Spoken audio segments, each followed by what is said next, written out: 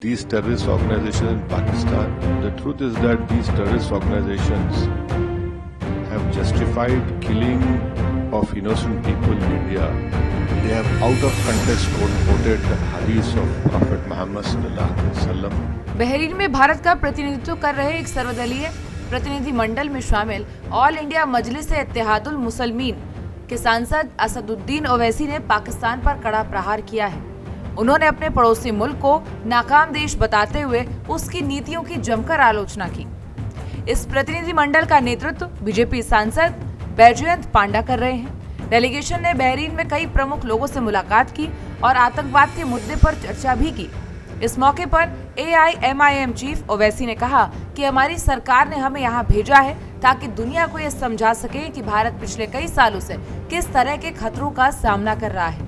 दुर्भाग्य से हमारे कई निर्दोष लोग मारे जा चुके हैं। इस समस्या की जड़ पाकिस्तान है। जब तक पाकिस्तान आतंकवादी संगठनों को समर्थन देना, मदद करना और उन्हें प्रायोजित करना बंद नहीं करता, तब तक ये खतरा बना रहेगा।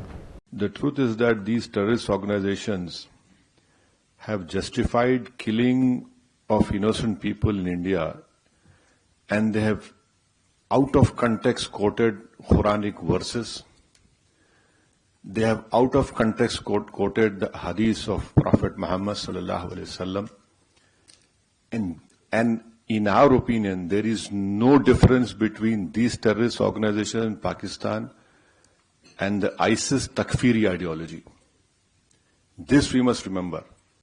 This is a menace to the whole humankind, and we have to put an end to it, because they have used religion to justify killing of people. And the whole world knows that Islam has condemned terrorism. Quran has categorically stated that killing of one innocent person, the Quran has not said killing of one innocent Muslim, it said killing of one innocent person is like killing of whole humankind. This, one must remember, and they have constantly used this to justify their terrorism. AIMIM chief ने कहा कि भारत के पास मजबूत रक्षा तकनीक और ताकत है जिससे वो अपने सभी नागरिकों की सुरक्षा कर सकता है। उन्होंने दुनिया से अपील की कि वो आतंकियों को मिलने वाली फंडिंग रोकने में मदद करे।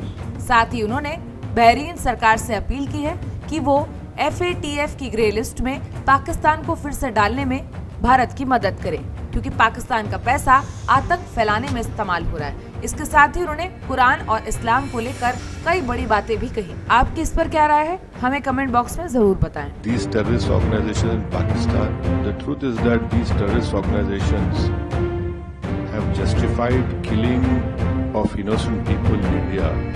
They have out of context quoted the hadith of Prophet Muhammad sallallahu alaihi wasallam.